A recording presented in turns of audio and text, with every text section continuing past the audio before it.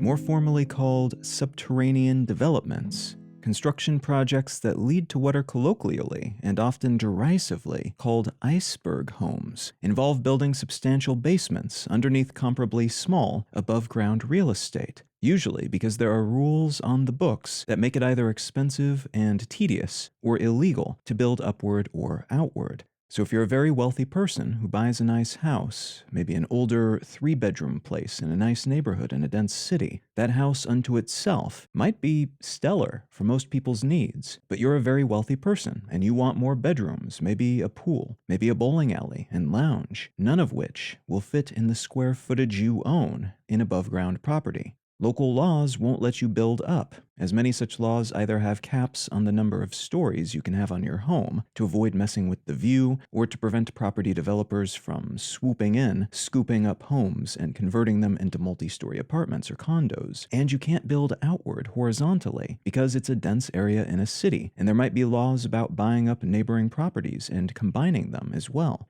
So you start digging instead. You expand an existing basement or drill an entirely new one, and you go down and down and down, and in some cases out as well, expanding your underground real estate to the very edges of your legal ownership, beyond your home's walls, bumping right up against the on-paper lines dividing your yard from your neighbor's. This is not a theoretical, maybe someone will do this at some point, concept, and it's not unusual. It's so common, in fact, that the local legal and regulatory establishments in parts of London have had to produce and publish separate guideline documents exclusively related to subterranean development efforts, because so many of their residents were either engaging in the practice already or trying to figure out how to legally engage in the practice in the next several years. And the below-ground spaces these homeowners have been building are substantial. Some homes go down 4 stories, creating an inverted medium-rise building underneath an above-ground 2-story mansion. Some homes have basements jam-packed with pools, gyms, movie theaters, ballrooms, servants' quarters, and just about anything else you can imagine.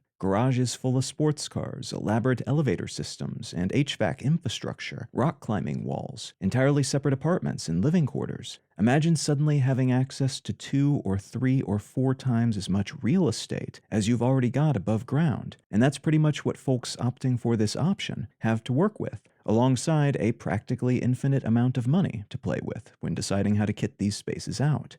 By some measures, this is a clever way of making use of the space without overwhelming the above-ground world. You can keep a historical mansion intact while still having all the amenities of modern life by building downward in this way. And you can have all the space and stuff you want without cluttering up the streets or the view in your neighborhood. You can also avoid accidentally kicking off a condo construction arms race, as might be the case if you lobby to change local regulations, which would then allow you to build upwards instead. The downside of this subterranean pivot, though, is that this type of construction can take years, which means years of construction noise and vibrations and heavy machinery, which can raise quite a ruckus as they dig and haul away all that dirt and rock. Such developments can also negatively impact neighbors beyond the noise and rumbles generated while the construction is being undertaken. Such excavations can cause the ground in the area to shift, which can cause the foundations of neighboring buildings to slant and crack, and in some cases, even distort to the point that the neighbors themselves are trapped inside their home because their floors have shifted to such a degree in such a short period of time that their doors no longer open.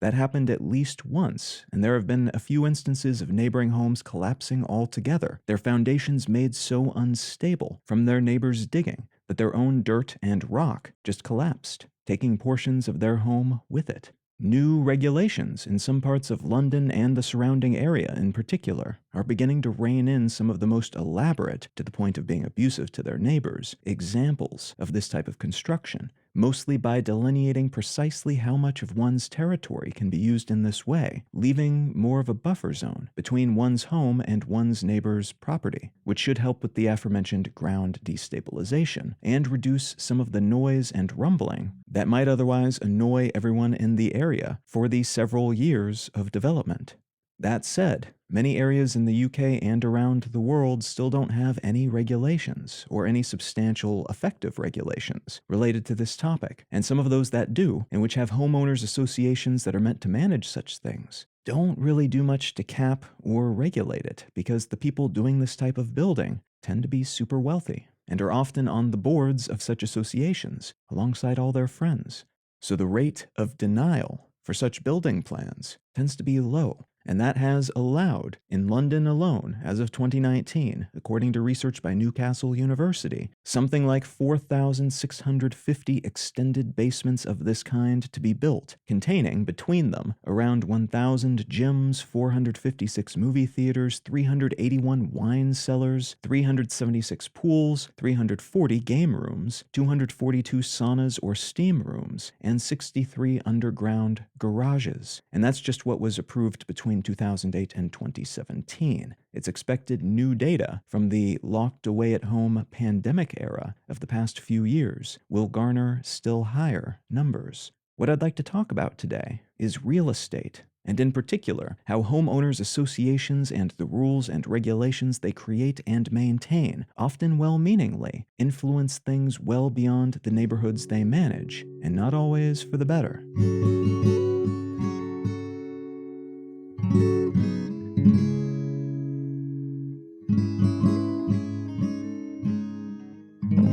You're listening to Let's Know Things. I'm Colin Wright. Let's Know Things is an independent, listener-supported show. If you're finding some value in what I'm doing here, consider becoming a supporter. One of the simplest ways to do that is to become a patron at patreon.com/letsknowthings. You can also become a member at understandery.com. But you can find a complete list of both monetary and non-monetary ways to support this show at letsknowthings.com/support. A great big thanks to everybody who's already helping to support this show, and thank you in advance if you're considering doing so in the future. All right, let's get back to the show.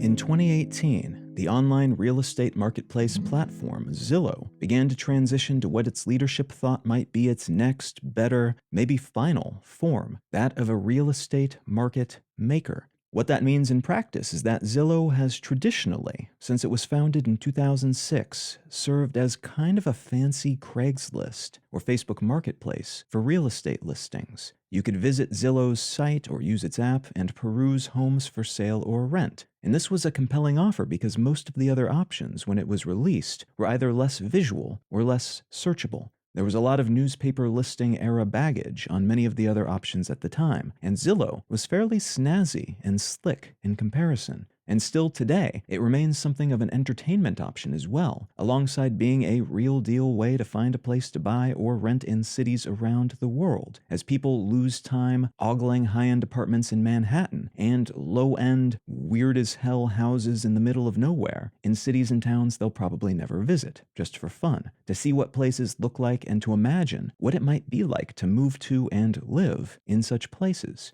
That's what they did for over a decade, until that 2018 transition, when they decided to start buying up homes themselves. The theory was that Zillow had all this data, all these listings, and all this high-end technology that allowed them to parse that data for meaning. This meaning was typically provided to users and real estate agents who could make use of it to find good matches, both in the sense of finding potential homes to buy or rent, and in the sense of allowing sellers to find potential customers that would be good fits. They wanted to cut out the middleman, basically, and to use that data themselves to find good buys, homes that they could scoop up and then sell for a profit. And like any good tech company, they thought they could do so more efficiently than their competitors because of the data moat that they boasted. It would allow them to find stuff their competitors could not find, and they could leverage their stockpile of wealth to make the purchases, then make necessary repairs and sell these homes on scale. They had their own platform to use for this purpose, after all, and it shouldn't be too difficult, they thought, to find local repair people to jump from home to home as they purchased them, to do whatever painting and recarpeting or whatever else needed to be done to get the home ready for flipping.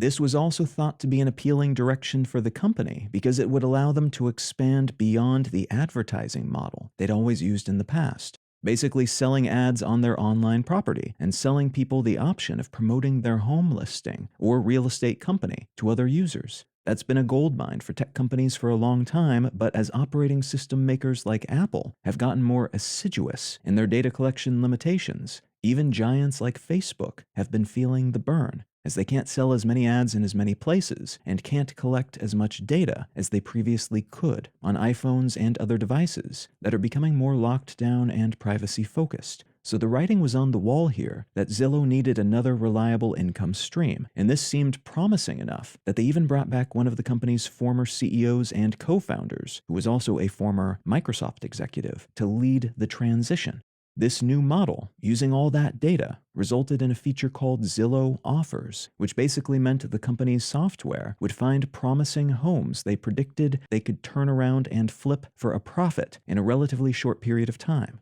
And the owners of those homes would receive an offer from Zillow that was pretty great by most estimations. Generally, it would be just over the home's current market value, and the sale would be pretty quick, within a week or two, and wouldn't require any serious homework or inspections. The company identifies your home as a promising location, makes a generous offer, both according to their algorithms, and that's that. You have your check for the full amount and are on your way. No muss, no fuss. And the people who received these offers generally have had very good things to say about the model, suggesting that it was the best home selling experience they've ever had. Unfortunately for Zillow, the business model behind this concept did not turn out as planned for them. Zillow Offers brought in the majority of the company's revenue in the years following its launch, but the tech behind it apparently failed to accurately predict movements in home prices over time. And that meant the company scooped up some nice homes, but wasn't able to make sufficient profits from reselling them to be profitable.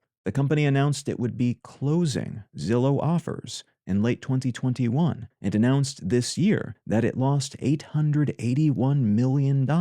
on this effort in 2021 alone, which is just a staggering loss, and one that led to the firing of 25% of its total workforce and a rapid sell-off of the entire inventory of homes it had acquired under that Zillow Offers model. The larger company, which still runs an online real estate platform, is doing okay by all indications, in large part because of a hot real estate market, but those expansionary ambitions have been put on hold for the time being because of what turned out to be a neat concept in theory that belly-flopped painfully when put into real-world practice. The article I'd like to unspool today comes from the Wall Street Journal, and it's entitled, "Homeowner Groups Seek to Stop Investors from Buying Houses to Rent." Homeowners associations, or HOAs, vary in their shape, size, and the powers they wield, and they take different forms depending on the country and government setup in which they exist. But in general, they're made up of local property owners, and they operate as a governing organization, management entity, and at times corporate entity for purposes ranging from promoting local homes and commercial real estate, managing things like garbage pickup and the maintenance of local parks and streets, and acting in what is thought to be the general interest of members, which will tend to mean local property owners, including those who are not actively part of the HOA as part of the governing board or decision-making leadership. Generally, if you want to buy a home within a neighborhood managed by an HOA, you must become a member of that HOA, and you will typically need to pay into it as well, contributing membership dues that allow the organization to perform its various functions. Some HOAs are very hands-on and powerful, others gesture at management, but mostly just exist to help settle disputes that periodically pop up between their members. And the powers HOAs wield at the legal level vary from place to place. Within the US, for instance, where they're more common, especially since the mid-1960s, compared to most other countries, each state has different laws delineating what they can do and what they can't do. And places like Florida and California have famously powerful HOAs because of these laws, while others, like Massachusetts, have comparably few laws related to this type of organizational structure. This piece in the journal is about a relatively recent trend being seen around the US of HOAs consciously and methodically blocking the purchase of homes in their neighborhoods to anyone or any entity they suspect wants to use that property as a rental property.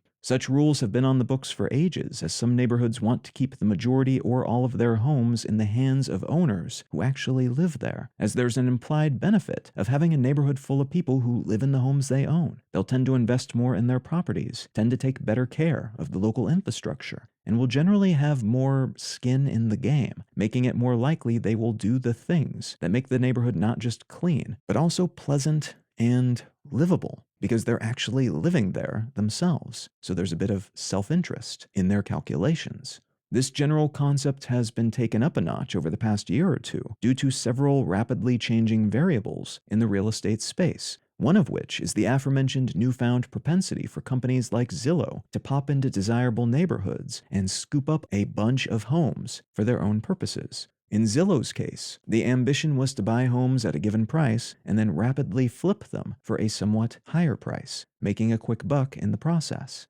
Other companies, though, the majority of companies doing this type of buying right now, in fact, are more keen to create recurring revenue, and the simplest way to do that in real estate is to buy properties and then rent them out. Historically, the smart money in rental properties in the US, especially in larger cities where rents tend to be higher, has been in multi-unit buildings, duplexes, fourplexes, and apartment buildings that allow the owner to buy one asset and rent it out to many people, typically leading to higher and more reliable profit margins over time. When the COVID-19 pandemic threw all our expectations and norms into a tailspin back in early 2020, though, one of the cultural mores that shifted around the US was where people wanted to live. The general tide of history had swept people into denser areas, and especially into nice, urban, walkable, downtown spaces in these larger cities across the US. But that tide was partially reversed when other human beings became walking, talking, sneezing, and coughing potential vectors for a deadly disease. People began to leave these dense downtown areas and headed instead for more rural suburbs and even isolated houses in the middle of nowhere. That tide reversal led to a sudden and dramatic surge in demand for rental properties in these outlying areas beyond the traditional domain of multi-unit buildings. Not only were people wanting a yard and space for themselves without neighbors to worry about, but apartment buildings and even duplexes didn't really exist in these more rural areas to begin with, so single-family homes became the name of the game. And a bunch of companies that would typically opt for fourplexes and apartments instead began to seek out deals in desirable suburbs and smaller towns, scooping up whatever they could find before this sudden demand raised prices too substantially. Another variable that has contributed to this trend of businesses, real estate companies with a portfolio of rental properties, buying up homes instead of apartment buildings, instead of the traditional trend of families primarily buying these homes, has been the surge in home buying activity globally, and in the US and other Western nations in particular, during the pandemic.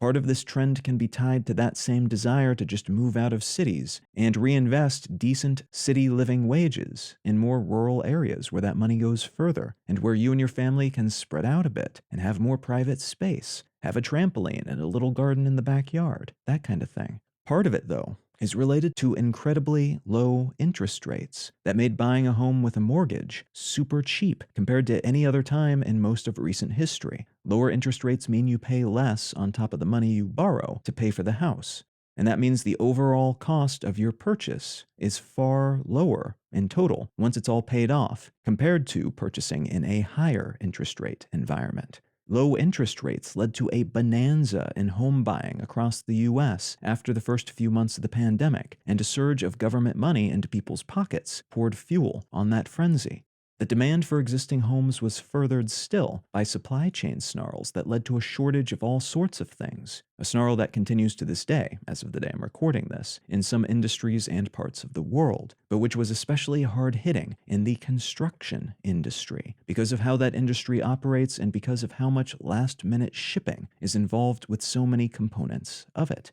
In essence, the cost of constructing new homes skyrocketed, and that meant just like the price of used cars grew to silly levels for a while, as new cars became difficult to come by due to shipping snarls and a shortage in microchips that made manufacturing new cars tricky and expensive. The price of used homes also ballooned for the same reason. higher prices and difficulties in getting the materials necessary to build more of them, which led to more scarcity.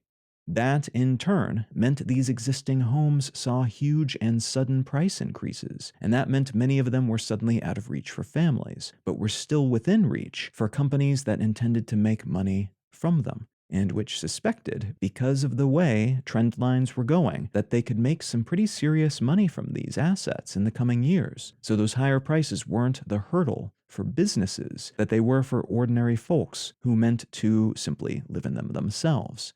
Looping back around to the HOAs and their policies, this meant more companies were scrambling for a smaller stock of homes. But those homes were mostly being seriously assessed for purchasing potential by companies, because many families were being priced out of the market entirely. And in fact, a recent survey by the New York Fed found that the average expected probability of buying a home in existing homeowners dropped by nearly 8%, from 68.5% down to 60.7%. And what that means basically is that folks were asked if they thought they would be able to buy another home if they moved from their existing home. And while previously in 2021, 68.5% of families said they would expect to be able to buy another home if that happened within the next 3 years, that dropped to 60.7% in 2022, marking the first reduction in that number since the survey started asking that question in 2014, and the lowest assessment of the familial ability to afford a house in the near future since 2015.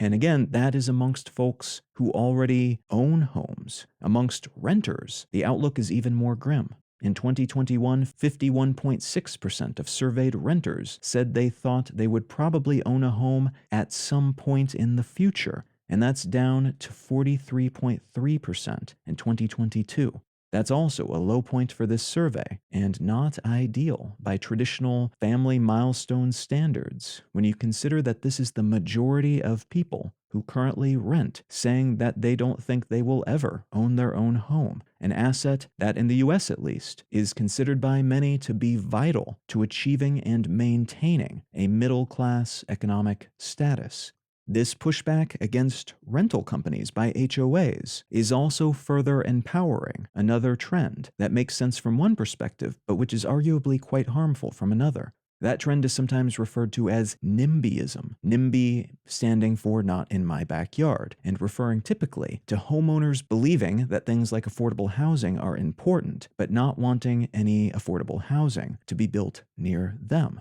The logic of this posture, and it usually is a posture rather than an ideological belief, because again, a lot of people who will vote against allowing affordable housing in their neighborhood will tell you that they think affordable housing is necessary and important in general. The logic of this posture is that allowing affordable housing in their neighborhood could lower local property values, which in turn would mean they lose value on their ever so important home asset. Which makes sense, again, because the home, owning one's home, is generally considered to be a fundamental foundational asset in the American psyche, and one can be expected in general to want to maintain and increase the value of that asset. On the other hand, many cities around the US, and this is a global thing too, particularly in wealthier countries, but it's especially pronounced in the US right now, have a serious housing shortage, and an affordable housing shortage even more so. Real estate prices are increasing, and so are rental prices, and a lot of folks making minimum wage or thereabouts are being priced out of these cities, which sucks for them directly, as they can't then benefit from the economic growth in these cities that they helped create. But it also sucks for the cities, because that means less diversity of people, more employment issues because folks can't afford to live there if they work in certain industries, getting paid at lower levels, and in general a spiral of wage and price-related issues that can amplify inflation and further stoke such crises. Some HOA leaders argue that they want to keep rentals from popping up in their area, in part because that could further drive up local prices. The idea being that they want to see more homeowners for the aforementioned reasons, and thus would prefer that folks who move in pay for mortgages, which in some cases are about the same price as monthly rent. And if a bunch of homes in their area become rentals instead, scooped up by these companies, that could distort that price comparison, leading to more renters and fewer owners, fewer people able to afford that component of the American dream. Now, it's difficult to predict how this will play out because some of the areas most clamoring for more affordable housing are also dominated by HOAs that are, from their perspective, doing their best to keep their members' assets intact and surging in value, and doing their best, by their assessment at least, to keep mortgages and home ownership within the reach of more people. This often means, though, as a byproduct, these groups will use their economic and political influence to nudge local leaders to make choices that keep more housing from going in, or from going in where it needs to be built, based on broader need and intentionality, as opposed to just the needs, financial and otherwise, of these homeowners. There are some countervailing forces operating against this tendency, including small pockets of YIMBY, yes in my backyard, groups that are trying to get more housing and other things HOAs commonly fight against, like renewable energy infrastructure, which they likewise oppose not necessarily ideologically, but because they don't want it built nearby, where it might reduce their property value. They're trying to get more of those put in, and YIMBYs are trying to create their own political influence in these areas to help make that so, with some small successes thus far, here and there. Though it's hard to say how much influence they'll ever be able to have, because those with property, also on average, tend to have more money and connections, which in many districts means folks living under HOAs also have the ear of those in charge. Or they are those in charge, are more likely to become politicians themselves, which can serve to lock in these realities and the secondary issues they create, contribute to, or perpetuate, even if everyone involved will swear up and down that they're hoping to tamp down inflation, create more affordable housing, and build more equitable societies for everyone.